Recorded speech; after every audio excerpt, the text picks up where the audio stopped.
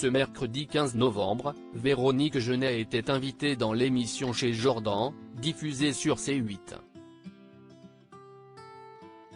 L'actrice de 67 ans en a profité pour évoquer l'affaire Pierre Palmade.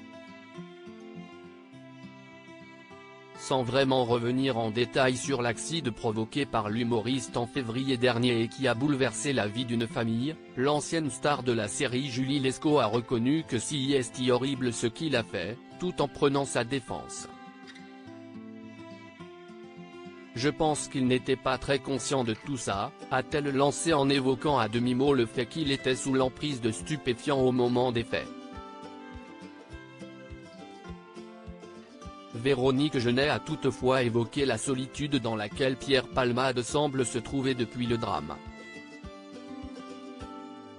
La façon dont tout le monde lui a tourné le dos, je trouve ça encore moins bien, a-t-elle estimé, en assurant qu'elle est encore plus près de ses amis dans l'adversité. Surpris par les propos de son invité, l'animateur Jordan Deluxe a souhaité en savoir plus.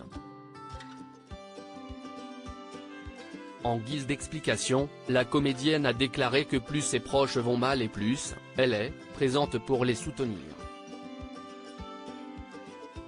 Agacée par les retournements de veste de ceux qui semblaient apprécier l'humoriste avant l'accident que celui-ci a causé, elle a souligné que le protagoniste dans cette affaire est presque traité comme un pestiféré qui n'avait plus le droit de vivre. Alors, tuez-le tout de suite, a-t-elle lâché, interloquée de voir comment est considéré Pierre Palmade depuis 9 mois. Supérieur à Pierre Palmade, Muriel Robin, Michel Larocque, Véronique Sanson.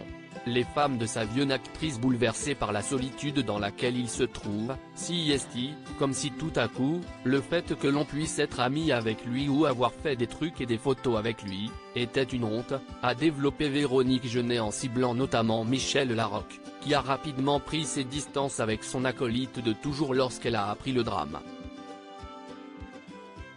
Moi, ça me choque, a-t-elle affirmé, avant de revenir sur sa vision de l'amitié. J'ai eu des amis qui ont eu de gros problèmes dans la vie et plus ils ont eu des problèmes et plus je suis là.